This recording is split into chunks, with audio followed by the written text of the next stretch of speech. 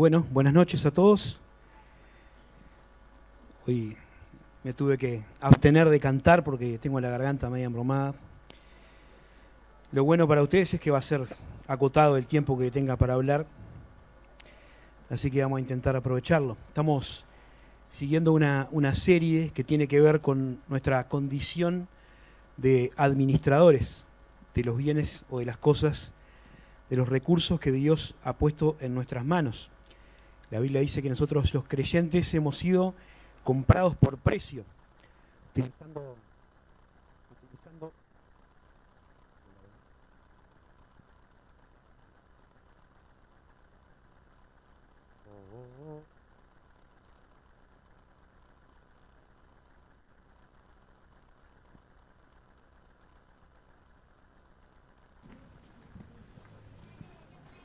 cambio.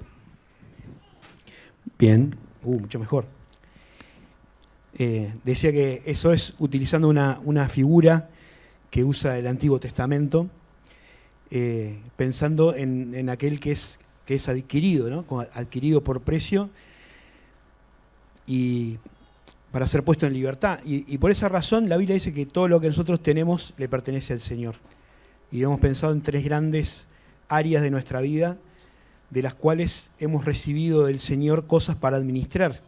Ya pensamos en los recursos materiales, somos administradores del dinero, pensando el dinero como un concepto general de todo lo que implica los bienes que podemos tener, y ya vimos que ahí que el dinero tenemos que trabajar para ganarlo, tenemos que tener prudencia para administrarlo o para gastarlo, y tenemos que ser generosos o compartirlo para poder gozarlo.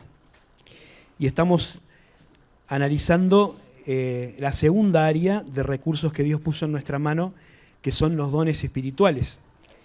También pensamos en dividir el tema, que es un tema muy amplio y que no lo vamos a desarrollar totalmente, en tres grandes áreas. Hace unos miércoles atrás vimos la primera, que era un poco el aspecto teórico, teológico, que tenía que ver con tener claro de qué estamos hablando cuando pensamos en dones espirituales, y lo definimos o lo catalogamos como esas capacidades espirituales que Dios da a todos los creyentes para que puedan servir al Señor. Y vimos que la Biblia enseña muy claramente que cada creyente, cada redimido por la sangre de Cristo, cada persona que cree en Jesús como Salvador personal y que se convierte así en un hijo suyo y en templo del Espíritu Santo, tiene la presencia del Espíritu Santo en su vida y tiene capacidades para servir al Señor en la iglesia. Al menos una. Cada uno, según el don que ha recibido, dice Pedro, ministrelo a los otros como buenos administradores de la multiforme gracia de Dios. Y estuvimos viendo que hay diferentes dones para ser aplicados en distintas áreas de servicio en la iglesia, y también evaluando qué diferencia hay entre los dones, los talentos y algunos oficios que se realizan en la iglesia. En la charla de hoy yo quería enfocarme un poco más en el aspecto congregacional, es decir, cómo interactúan los dones en la iglesia. Vamos a leer un texto en Corintios, primera carta a los Corintios, capítulo 12. Yo dije que hay básicamente 4 pasajes que hablan acerca de los dones, ¿no? Está Romanos 12, 1 Corintios 12, Efesios 4 y 1 Pedro 4. Y este de Corintios es un pasaje de los más abarcativos, así que nos vamos a centrar acá. Porque acá el apóstol Pablo utiliza, para ayudarnos a entender el concepto que quiere transmitir acerca de la dinámica congregacional de los dones, una figura que nos es familiar a todos, que es la del cuerpo humano. Porque por más que no tengamos, salvo algunos estudios médicos, todos tenemos un cuerpo y más o menos sabemos cómo funciona. Pablo comienza el pasaje analizando algo que ya vimos, ¿no? Hablando de la operación de la Trinidad en el ejercicio de los dones. ¿Se acuerdan? Vimos que en el versículo 4 dice: hay diversidad de dones, pero el Espíritu es el mismo. Hay diversidad de ministerios, pero el Señor es el mismo. Y hay diversidad de operaciones, pero Dios que hace todas las cosas en todos es el mismo, ¿no? Y acá en este versículo, en estos dos versículos, Pablo engloba la divinidad completa, o sea, las tres personas de la divinidad de la Trinidad están mencionadas, ¿no? El origen de los dones espirituales tiene que ver con el Espíritu Santo. El objetivo de los dones espirituales tiene que ver con el servicio al Hijo, al Señor Jesús. Y el poder para desarrollar esos dones en determinadas áreas de servicio, que es lo que llamamos ministerios, proviene del Padre. Pero Pablo después continúa hablando, ya vimos la mayoría de esas cosas, y dice que cada uno de los dones que Dios da es para provecho. No existen dones dados para que alguien pueda exhibirlos solamente o subirse a un pedestal de superioridad y pensar que por tener determinado don es mejor que los demás. Y en la parte que vamos a ver hoy habla un poco más acerca de ese tema. Así que yo pensaba leer todo lo que falta del pasaje, pero lo vamos a ir leyendo por partes para no olvidarnos. Y quiero que pensemos en tres palabras que vamos a encontrar en este pasaje. La primera palabra es unidad, la segunda palabra es multiplicidad y la tercera es equidad. Y vamos a ver estos tres conceptos entrelazados en el aspecto congregacional de los dones espirituales. Unidad, multiplicidad y equidad. Vamos por el primero. Versículos 11 al 13. Pero vamos a arrancar un poquito antes para retomar del 7. Dice Pablo, pero a cada uno les da una manifestación del Espíritu para provecho, o manifestación del Espíritu para provecho. Porque a este es dada por el Espíritu Santo palabra de sabiduría, a otro palabra de ciencia, según el mismo Espíritu, a otro fe por el mismo Espíritu, a otro dones de sanidades por el mismo Espíritu, a otro el hacer milagros, a otro profecía, a otro discernimiento de espíritus, a otro diversos géneros de lenguas y a otro interpretación de lenguas. Pero todas estas cosas las hace uno y el mismo Espíritu, repartiendo a cada uno en particular como Él quiere. Porque, así como el cuerpo es uno y tiene muchos miembros, pero a todos los miembros del cuerpo, siendo muchos, son un solo cuerpo, así también Cristo. Porque por un solo Espíritu fuimos todos bautizados en un cuerpo, sean judíos o griegos, sean esclavos o libres, a todos se nos dio a beber de un mismo Espíritu. Y la palabra que quiero destacar acá es la unidad. Ustedes van a ver esta ambivalencia, si quieren, o este doble juego entre uno y muchos, entre lo que es uno y lo que son muchos. Un cuerpo compuesto por muchos miembros. Pero primero, Pablo hace énfasis en la unidad. Dice ahí que el cuerpo es uno. El cuerpo es la iglesia. Pablo está hablando del cuerpo como una figura de la iglesia. Recordarán, porque ya lo hemos dicho varias veces, no solamente yo, sino muchos de los que nos toca compartir, que cuando la Biblia habla de iglesia, no se refiere al templo o a este lugar al que nosotros usamos para reunirnos, ¿no? Hay una figura del lenguaje por la cual es muy correcto llamar iglesia al lugar donde la iglesia se reúne. Eso no está mal, está bien, es así. Es idioma español puro y duro. Pero cuando el Nuevo Testamento habla de iglesia, no está hablando de un lugar, sino de personas, ¿no? De todas las personas que han creído en Cristo Jesús. La iglesia, en su contexto amplio, son todos los creyentes en Jesucristo desde el primer comienzo, en Hechos capítulo 2, en Pentecostés, hasta que el Señor Jesucristo nos lleve a su presencia cuando venga a buscar a su iglesia. Todos los salvos, no importa de qué grupo sean, ni cómo se hayan convertido, ni si van a la iglesia o no, si creyeron en Jesús como Salvador personal, forman parte de la iglesia.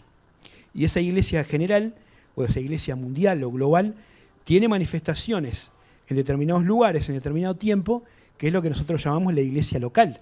Nuestra iglesia acá, o la iglesia a los Corintios, donde Pablo estaba escribiendo esta carta. Así que cualquiera de los dos conceptos nos sirve y es aplicativo a esta verdad. La iglesia es una sola y funciona como un cuerpo. Entonces, dice Pablo, que esta iglesia de los creyentes en Jesucristo es una sola. ¿Por qué es una sola? Bueno, hay muchos pasajes que nos hablan acerca de las razones de la unidad de la iglesia. Capaz que uno de los más conocidos es Efesios capítulo 4. Ahí Pablo establece cuáles son las bases fundamentales de la unidad. Dice ahí, yo lo tengo acá, se los leo, dice: yo pues, preso en el Señor, os ruego que andéis como es digno de la vocación con que fuisteis llamados, con toda humildad y mansedumbre, soportándoos con paciencia unos a otros en amor, solícitos en guardar la unidad del Espíritu en el vínculo de la paz.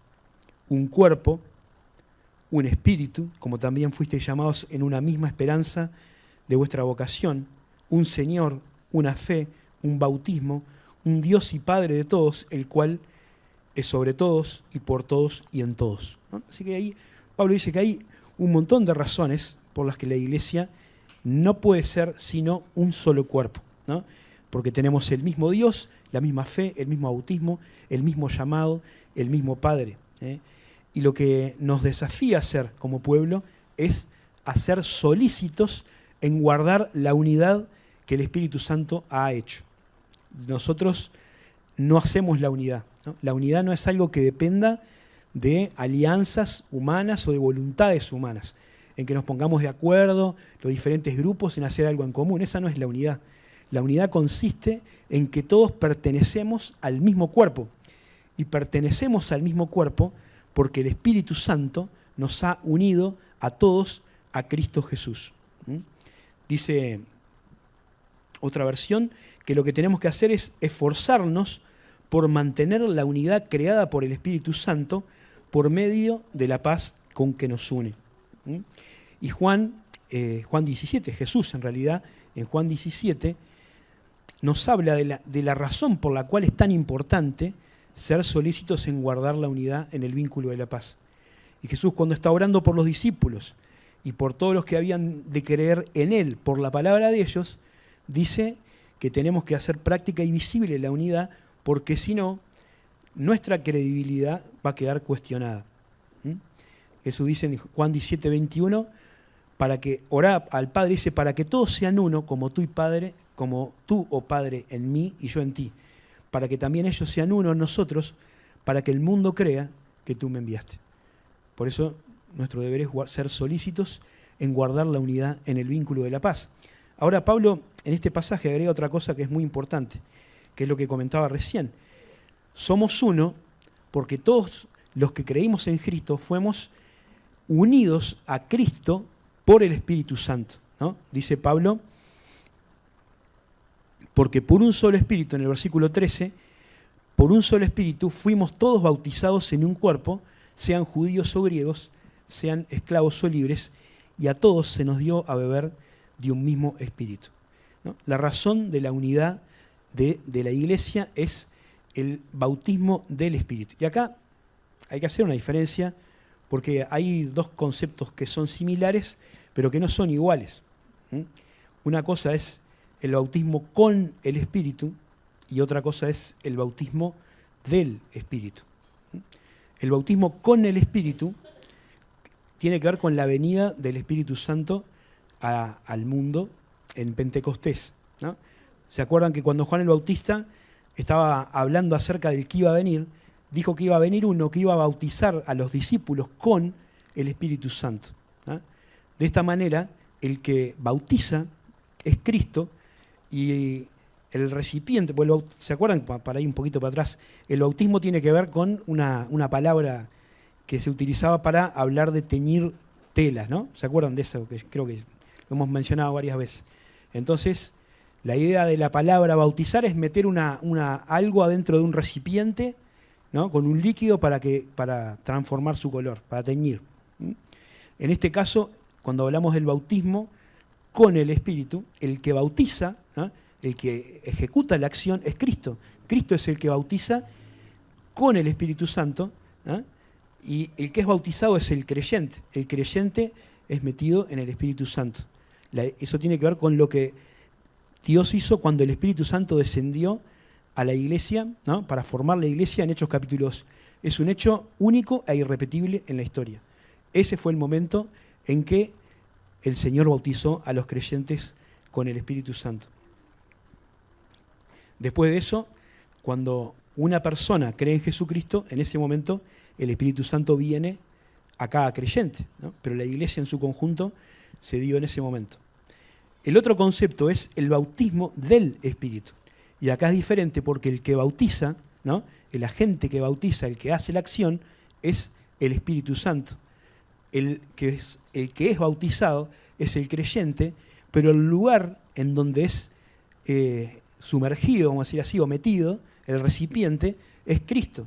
El Espíritu Santo toma a las personas que se convierten, que creen en Jesús como Salvador personal, y las une a Cristo. Por eso pertenecemos al mismo cuerpo, ¿tá? Si nos queremos hacer una figura de algo más mundano, es como que estuviéramos enchufados, ¿no?, a alguna zapatilla. Tomamos un aparato cualquiera que está ahí, que no funciona, porque sin electricidad no funciona, y somos unidos a la fuente de vida y de poder que es el Señor Jesucristo, y pasamos a formar parte de la misma red. Por eso dice Pablo acá que por un mismo espíritu fuimos todos bautizados en un cuerpo. Todos los que creímos fuimos tomados por el Espíritu Santo y metidos adentro de Cristo. Por eso cuando ustedes lean la Escritura van a encontrar un montón de veces que la Biblia dice que los creyentes estamos en Cristo. Estamos metidos adentro de Cristo porque el Espíritu Santo nos ha unido al Señor por medio de la fe. Así que tenemos esa doble condición. El Espíritu Santo está en nosotros, y también el Espíritu Santo nos ha metido a nosotros adentro de Cristo. Dice Pablo, si alguno no tiene, en Romanos 8, si alguno no tiene al Espíritu de Cristo, no es de él. No existe un creyente que no tenga el Espíritu Santo. Y si uno tiene el Espíritu Santo, le pertenece al Señor. ¿Tá? Ahora, Pablo está hablando de la unidad y dice que el cuerpo es uno. Ahora, esta unidad no quiere decir ni uniformidad ni unanimidad. Que el cuerpo sea uno no quiere decir que nosotros seamos todos exactamente iguales, que pensemos todos lo mismo ni tengamos ganas de hacer lo mismo al mismo tiempo. Al contrario, ¿no? Cuando Dios pensó la iglesia, la pensó como un cuerpo que sea diverso, en el correcto sentido de la palabra, que ahora están usadas para cualquier cosa, ¿no? Pero siempre se habla de un cuerpo o de un conjunto de personas que pertenecen, como dice en Apocalipsis, a toda raza, lengua y nación. Un cuerpo donde no existen barreras étnicas, sociales, culturales ni religiosas. Los creyentes pueden provenir de diferentes lados, tener cualidades distintas, pero eso no implica ninguna separación en cuanto a su pertenencia y en cuanto a su importancia en relación al Señor, ¿no? Y hay muchos pasajes que dicen que ya no importa si uno era judío o era griego, si era esclavo, si era libre, si era culto o inculto, si era hombre o mujer, ninguna diferencia de esa importa en cuanto a nuestra relación con el Señor Jesús. Todos somos delante de Dios exactamente iguales, y dice la Escritura que Dios no hace acepción de personas.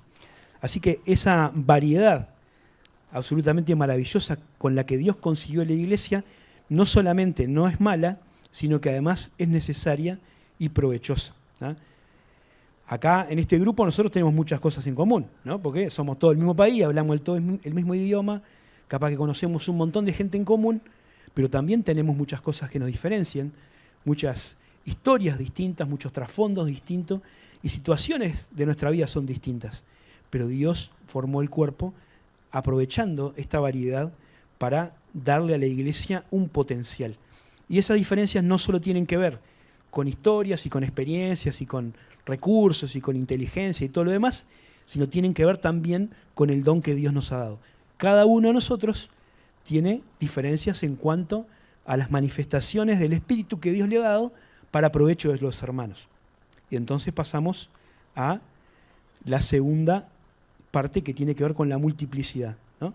La primera palabra es unidad, y de ahí tenemos que aprender que la iglesia es un cuerpo, una unanimidad o una unidad indisoluble, humanamente indisoluble, que no depende del pensamiento, ni de las ideas, ni de la voluntad de las personas. Dios ha hecho la unidad y esa unidad es indestructible. Lo que nosotros tenemos que hacer es guardarla, ser solícitos en guardarla para que el mensaje del Evangelio sea creíble y tenga poder. Así que el cuerpo es uno, pero ese cuerpo que es uno está compuesto por muchos miembros. Vamos a leer el versículo 14.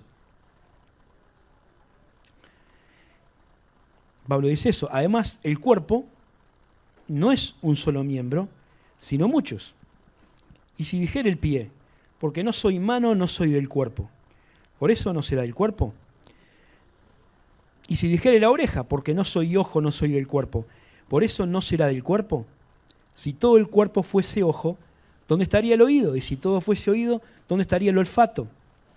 Mas ahora Dios ha colocado los miembros, cada uno de ellos, en el cuerpo como Él quiso. Porque si todos fueran un solo miembro, ¿dónde estaría el cuerpo? Mas ahora son muchos los miembros, pero el cuerpo es uno. Ni el ojo puede decir a la mano, no te necesito, ni tampoco la cabeza a los pies, no tengo necesidad de vosotros. Antes bien, los miembros del cuerpo que parecen más débiles son los más necesarios. Vamos a parar por acá para pensar en esto que Pablo nos enseña, ¿no? Por un lado, pensamos en la unidad del cuerpo, pero por otro lado en esta multiplicidad de manifestaciones del Espíritu para provecho de los creyentes, que son los dones espirituales. Y Pablo dice que esa diferencia no implica desigualdad, ¿no? Para nosotros a veces pensamos que tiene que ser todo igual, porque si no es todo igual para todos, hay algo injusto o algo que está mal. Pero acá Pablo está diciendo, Dios ha hecho esas diferencias y las hizo a propósito, y no solamente no son un error ni una carencia, sino que son un beneficio y un potencial impresionante para el desarrollo de la iglesia. Y Pablo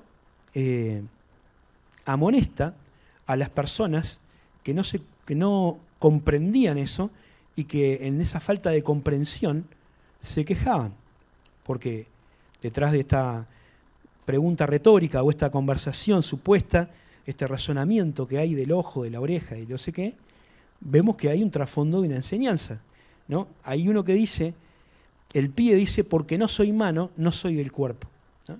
Por eso no será del cuerpo.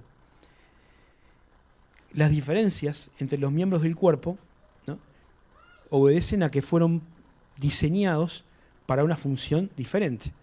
Eso nosotros lo entendemos fácilmente, porque como decía hace un rato, cada uno de nosotros tiene su propio cuerpo y sabe que necesita mano, necesita pies, necesita oreja, oído, para que todo funcione como es debido.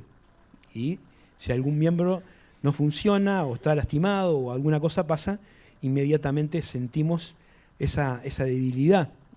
Y por más que uno se puede adaptar y acostumbrar a algunas cosas, es algo que limita o de alguna manera nos complica en determinadas áreas de nuestra vida. Por lo tanto, lo que Pablo quiere enseñarnos es que esas diferencias no implican una jerarquía. No es que uno sea menos y otro sea más por el lugar en el que ocupa, ¿no? Y que ninguno sobra, ¿no?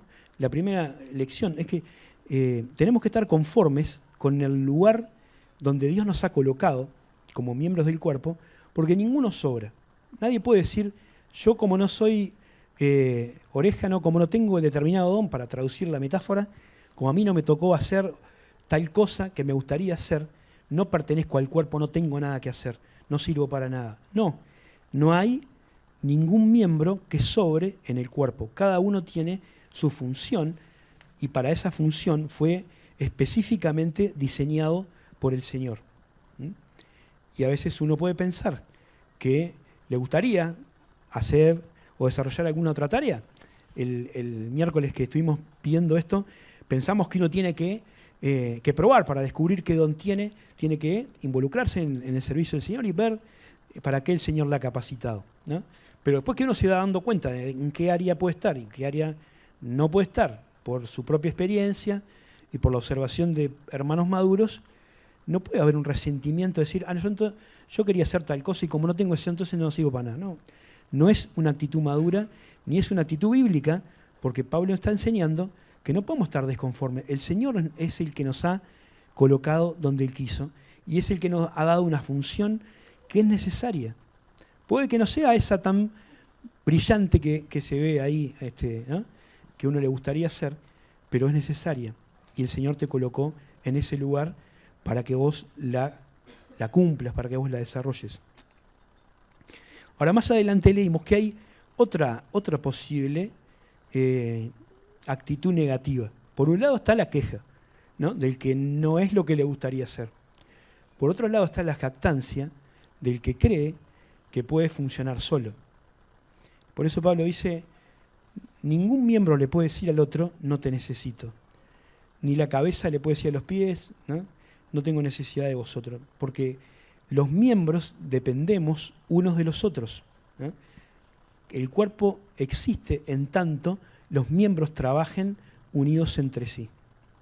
Y no importa la importancia que parezca tener un miembro sobre otro, la cabeza fundamental es lo más importante, es lo que dirige todo, pero sin embargo no puede decir a los pies, no tengo necesidad de ustedes. Ningún miembro puede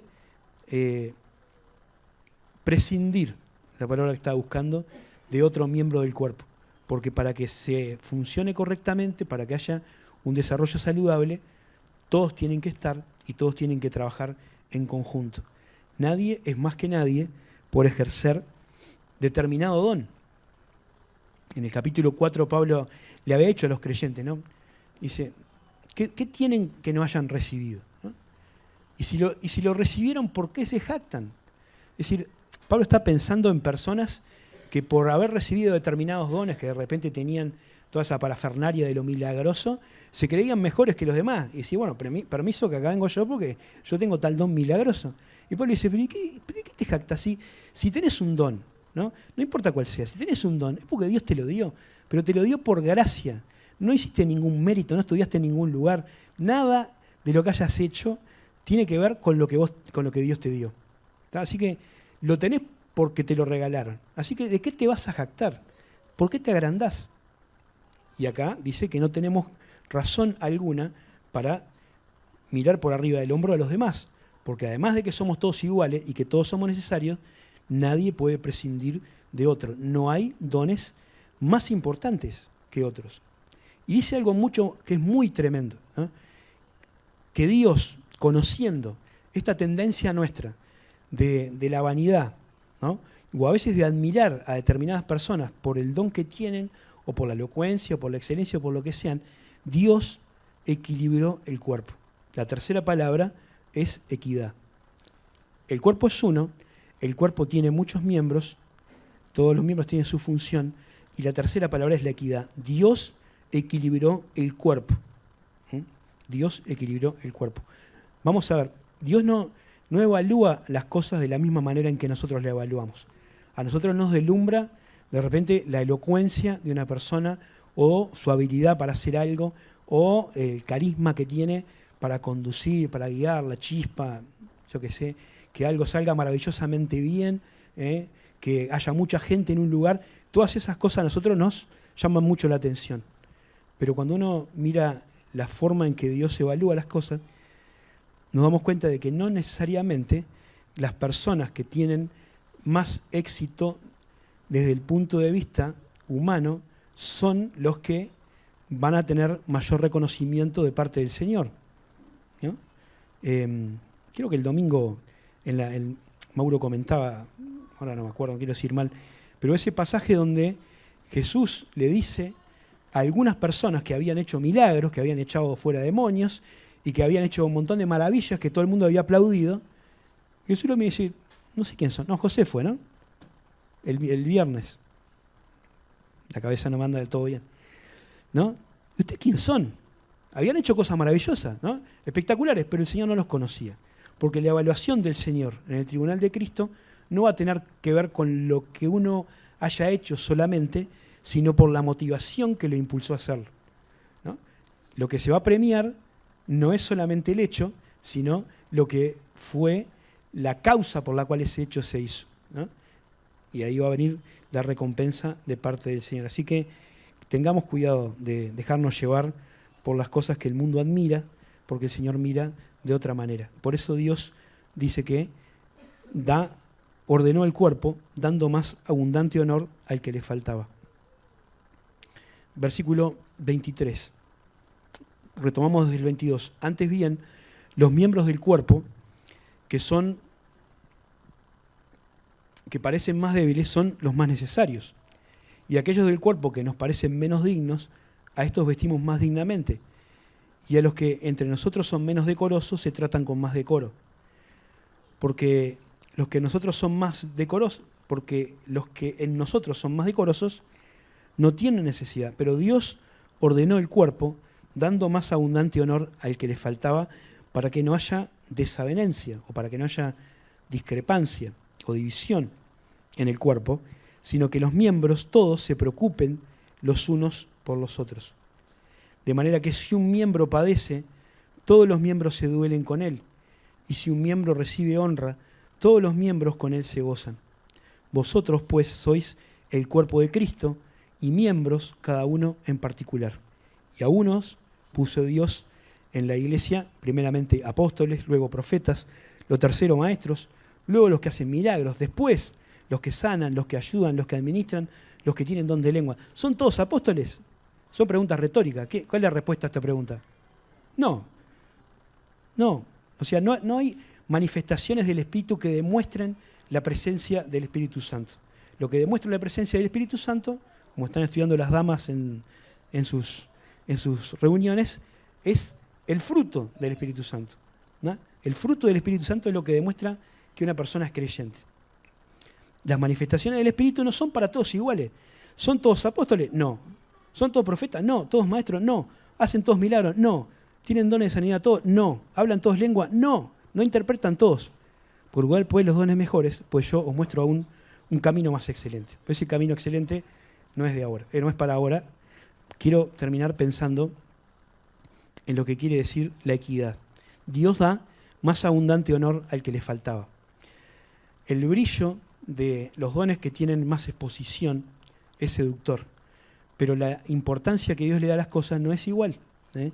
Y a veces hay dones que Dios da a personas que no lucen tanto o no se ven tanto porque no están en un estrado, pero que son vitales en medio de la congregación. Si todos fueran excelentes maestros, estaría bueno para la iglesia, pero ¿quién haría visita? ¿Quién haría misericordia? ¿Quién administraría? ¿Quién haría cosas que son tan básicas dentro de la iglesia? Se necesita la diversidad, la multiplicidad de los dones del cuerpo. Y Pablo dice que la equidad, ¿no? Esto de reconocer que todos estamos puestos en el cuerpo por el mismo Dios para servir al mismo Señor, se aplica en la práctica mediante la empatía o el preocuparse el uno por el otro, ¿no? En el verso 26, así como dice en Romanos 12:15, se nos enseña que nosotros tenemos que estar conectados con las otras personas, no solamente como miembros del mismo equipo de trabajo, sino como parte del mismo cuerpo, y que eso nos ayuda a sentir lo que el otro siente, ¿no? Ese texto que conocemos bien, gozaos con los que se gozan, llorad con los que lloran. Acá Pablo dice algo de manera parecida, ¿no? Tenemos que preocuparnos los unos por los otros para que el cuerpo funcione.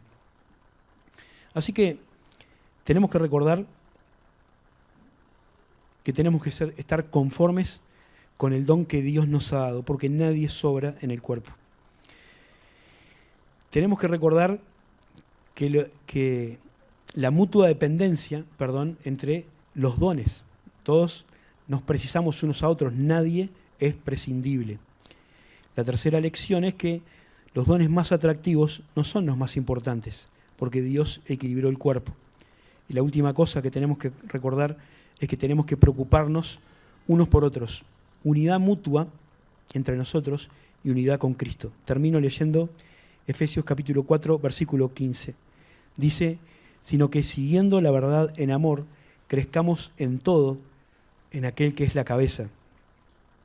Esto es Cristo, de quien todo el cuerpo, bien coordinado y unido entre sí, por todas las coyunturas que se ayudan mutuamente, según la actividad propia de cada miembro, recibe su crecimiento para ir edificándose en amor. Unidos entre nosotros, unidos a Cristo, amándonos entre nosotros, sirviéndonos mutuamente, es lo que hace que la iglesia crezca.